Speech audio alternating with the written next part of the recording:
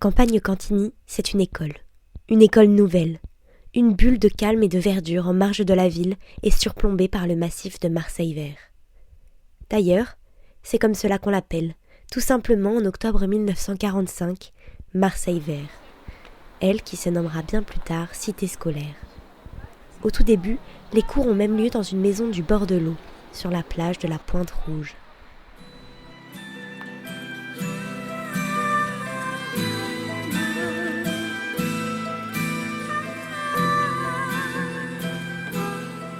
Au sortir de la guerre, après les horreurs vécues, le temps est à la reconstruction. Et un homme, Paul Simon, a des idées justement. Après être arrivé à Marseille en 1938 comme professeur, il rêve de fonder une école indépendante. Mais les financements manquent. Il redoute les grands lycées, bastions d'individualisme, citadelles d'enseignement où l'éducation véritable a peu de place. Alors à la Libération, après avoir passé plusieurs mois à secrètement échanger au sujet de l'avenir de la pédagogie, il prend contact avec Gustave Monod, instigateur de l'éducation nouvelle en France, qui lui confiera une mission. Ouvrir à Marseille un établissement scolaire à la pédagogie innovante, qu'on appellera plus tard lycée pilote. Ce que combat l'éducation nouvelle, Jean-Paul Baud, professeur à Marseille vert aux côtés de Paul Simon, le résume ainsi. « Nous ne voulons plus du grand bahut au cœur des villes, où l'on enseigne trop, où l'on éduque guère, où chacun vit pour soi et entasse les connaissances, où se presse une foule anonyme qui apprend à subir. Ce complexe a ses voies et ses aiguillages, en haut, un chef de gare. De tout cela, nous ne voulons plus et prenons le contre-pied. » Prendre le contre-pied, en l'occurrence, c'est proposer un enseignement inspiré de la pédagogie Freinet, développant l'autonomie, le sens du travail et des responsabilités, l'esprit d'équipe, l'ouverture au monde et aux autres, l'esprit critique, la créativité et un vrai désir d'apprendre. Des enseignants volontaires et disponibles prennent leur poste à Marseille vert. On y pratique des activités partagées et variées, des ateliers et, chose rare pour l'époque, on y retrouve des classes mixtes. On y pratiquait d'ailleurs une pédagogie tout à fait nouvelle, puisque c'était l'autodiscipline, l'auto-évaluation, les sorties nombreuses dans le parc, mais aussi ailleurs, et les après-midi qui étaient banalisés pour justement permettre des activités dans la colline. Et puis il y avait plein d'ateliers partout qui faisaient du bois, de la ferronnerie, de la vannerie. C'était vraiment un lycée nouveau. Marseille vert naît dans cette excitation, dans ce fourmillement. La campagne Cantigny est choisie pour accueillir l'école. Mais en 1945, il faut effacer les stigmates de la guerre qui ont recouvert les murs après l'occupation du château. Les premières classes ouvrent donc leurs portes au 13 de l'avenue Monrodon, en face de la Pointe Rouge, les pieds dans l'eau. On la surnommera même la maison du bord de l'eau. Les temps étaient joyeux, dans un élan de découverte et de création. Ces 2 premières années seront marquées par les cours de natation dans la mer, l'entraide et la naissance d'une famille Marseille vert. Et ils se baignaient, c'était pas uniquement patauger. On apprenait à nager. Il y avait des petits bateaux, il fallait les éviter. Enfin, pour le professeur, maintenant avec le recul, de m'aperçois que c'était aussi éducatif que ce qu'on faisait dans les murs. Mais autant que je le vivais, le professeur il était en maillot de bain, il roulait sa serviette autour du cou comme nous. Tout se faisait en équipe, donc automatiquement on était avec Lucien ou avec Janine. Mais les notes étaient en équipe, c'était pas individuel, donc il n'y avait pas de la compétition individuelle et on n'essayait pas de faire de la surenchère vis-à-vis des profs, puisque c'était en équipe principalement. On n'était pas nombreux dans la classe, on était une vingtaine, alors que je quittais le lycée où on était plus de 40. Donc, et puis on n'avait pas la blouse et le professeur était au milieu. C'était en discussion, c'était en confiance. On parle de bonheur, de joie, d'amour, comme un lieu hors du temps que tous auraient voulu connaître, une bulle en marge de la ville. Au rez-de-chaussée, il y avait l'appartement de M. Colsino, avec madame et 2 enfants. Il y avait la classe qu'on appellerait maintenant classe préparatoire, mais qui était la classe de madame Popsino. Et puis, Mambo, pardon, pas même Popsino, Mambo. Et puis, il y avait une classe de 6e, la 6e Pasteur. Et en haut, il y avait une classe de 6e, la 6e Gutenberg, avec aussi des autres tâches. Et quand il y avait le repas, parce qu'on était demi-pensionnaires, il y avait des tréteaux et une planche, et on descendait tous au rez-de-chaussée, on retournait la planche, celle qui était côté devoir, on la mettait côté repas. Et les élèves s'occupaient de faire le service et tout. Et puis après, on nettoyait un peu ça, on retournait les tréteaux, puis c'était la salle de classe.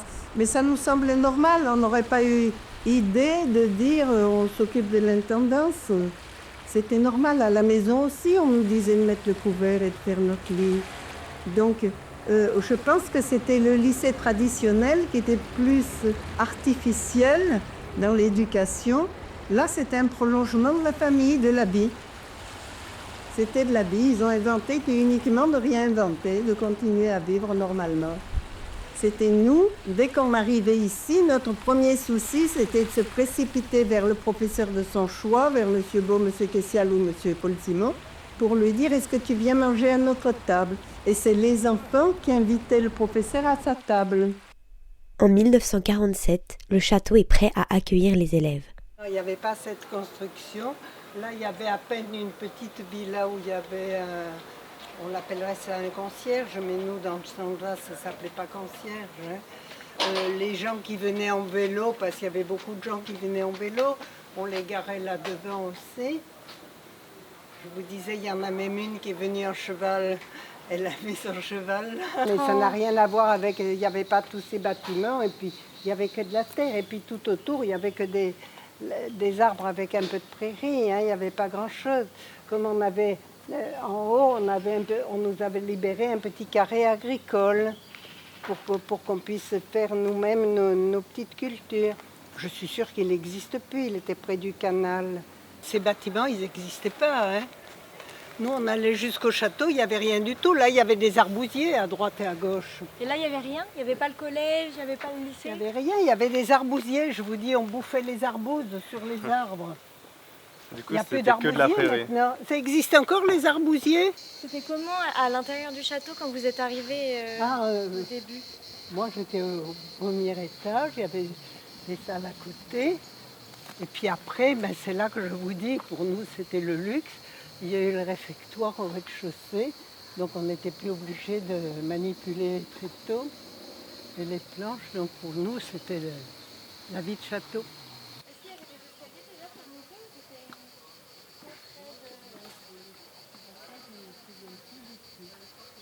L'école s'agrandit, un internat ouvre ses portes, le journal du lycée naît, ainsi que les premiers cabarets de fin d'année qui deviendront le célèbre Verluisant. Chaque année, on prépare une kermesse. De nouveaux bâtiments sont construits pour les salles de classe, l'internat, le réfectoire. Le château héberge alors les bureaux de l'administration. Pendant longtemps retentissent l'hymne de Marseille vert, écrit par Paul Simon, et les nombreuses comptines et chansons créées par les élèves et enseignants qui s'y succèdent. On avait chacun notre petit lavabo, on avait notre douche, notre petit lavabo, où on pouvait, chacune on était, chacune avec nos petites affaires, notre armoire. Bon, il fallait savoir faire le lit, alors ça je savais pas trop bien. Apprendre à balayer, je savais pas balayer, j'ai appris. Parce qu'il fallait faire le ménage à tour de rôle une fois par semaine, balayer, bon c'était voilà. Et puis après, la dernière année, ou en seconde ou première, ils l'ont fait du côté du canal. Ils ont fait un internat avec le réfectoire à part. Parce qu'on n'avait déjà plus le lycée, plus le château. Ils avaient construit des salles de classe dans un préfabriqué un peu plus bas à gauche. Nous, c'était du travail libre. Alors, toutes les semaines, on devait avoir ce qu'on appelait le cahier personnel, où on écrivait toutes les semaines quelque chose, où moi je faisais beaucoup de poésie, je faisais une poésie, ça faisait le même effet, mais c'était pas noté. Ou du moins les professeurs notaient peut-être chez eux, mais pour nous, j'ai les cahiers ici, je vous les montrer. Il n'y a pas d'observation de professeurs ni de notes. D'ailleurs, j'ai écrit dessus cahier personnel, c'est-à-dire que ce n'était pas communiqué dans le cadre de l'équipe. Mais chacun avait son travail personnel. Et puis ça pouvait être, moi, une fois c'est une poésie, une fois c'est un jeu, une fois c'est une histoire. Le cahier reflète la vie. La vie, mais c'était pas un sujet, tout le monde planche sur le même sujet, avec une note. Et il y avait le travail utile. On nous apprenait à être utile et quand on faisait quelque chose de valeureux, on était plus souligné que celui qui allait au piquet. Personne n'allait au piquet. Par contre, quand quelqu'un apportait des gâteaux qu'il avait fait chez lui ou participait par un beau dessin qu'il mettait au mur, ça alors toute la classe participait. C'était différent. C'était du faire, c'était pas du donner. Le théâtre qu'on faisait dehors, la fête de l'école, vous la faites encore? Il y a le bal de fin d'année. La fête de fin d'année avec le théâtre? Non, parce que nous, il y avait la fête de fin d'année qui avait énormément d'importance. Et on jouait, on faisait des pièces de théâtre, tout. Et c'était là qu'on avait monté les tréteaux. Est-ce qu'il y avait déjà le théâtre de verdure là-bas? Ben, c'est là qu'on avait créé, nous, notre petit théâtre ambulant, uniquement. Et vous vous entraînez pendant l'année pour faire le spectacle de fin? Ah, mais c'est toute l'année. Maintenant, vous avez des cours peut-être où on vous apprend de la poésie, de l'art. Nous, c'était dans le cadre du théâtre. Donc, c'était toute l'année. L'établissement des premières années, qui accueille au départ une soixantaine d'élèves d'un niveau équivalent à l'actuel collège, s'est peu à peu transformé en une plus grande structure. Dès 1945, l'association des parents et éducateurs de Marseille Vert voit le jour. En 1968, c'est l'amicale des anciens élèves qui naît. On a eu des liens tellement ténus, c'est serré quand même pendant 6 ans. Hein, puis on vivait, c'est pas comme au lycée où on va de 8h à midi et de 2h à 4h. Nous, on participait et on avait cette création, une deuxième famille si j'ose dire. Et après, chacun a été pris par ses études, par sa famille, tout ça. Et à un moment, je me suis dit, mais c'est pas possible qu'on fasse pas quelque chose. Alors j'ai réuni quelques anciens qui étaient restés des amis chez moi. Et puis après, j'ai dit, il faut il faut essayer de pérenniser un peu. Et puis j'avais envie de voir ce qui se faisait aussi. Parce que Marseille Vert, c'est chez nous. Et quand vous partez de chez vos parents, vous avez quand même envie de savoir ce qui s'y passe, même quand vous n'êtes plus chez eux.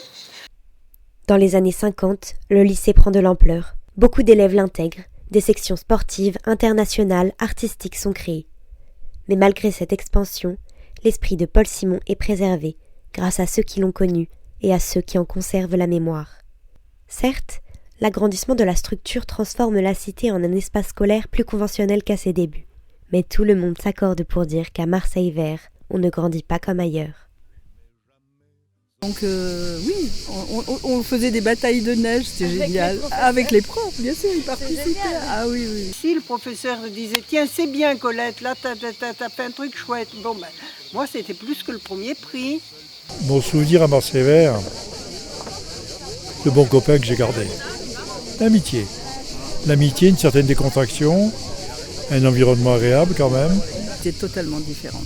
On reconnaît ceux de Marseille Vert. On se reconnaît entre nous puisqu'on vient toujours aux réunions des anciens et tout. Et il y a une fraternité entre nous. À l'époque, quand on était plus jeunes, il y en avait un qui déménageait, tous on se mobilisait, on allait l'aider à déménager. C'est arrivé X fois.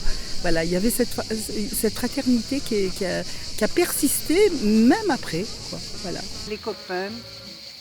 Les copains d'abord, comme ça chante, nous ça chantait pas encore, mais enfin c'était déjà ça. Je pense que j'étais rendu compte que j'avais de la chance d'être là. C'est l'équivalent d'une famille. On se connaissait, on était ensemble. Je pense qu'on connaissait plus ce que pensait l'autre que les parents, les frères ou les sœurs. Je pense qu'entre nous, ça communiquait plus qu'en famille. Parce qu'entre nous, on disait des choses qu'on ne disait jamais en famille, où on posait des questions comme ça venait. Vous vous sentiez beaucoup plus libre ici? Ah, tout à fait. Ici, c'était chez nous. Tandis que chez les parents, c'était la maison. Mais ici, c'était chez nous.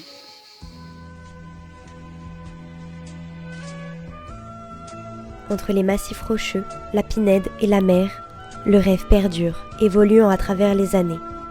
Et chacun peut attester que la promesse radieuse, la magnifique devise inventée sous forme d'anagramme par son fondateur, s'est vérifiée maintes fois. Marseille vert, merveille y sera. Oui. Bonjour.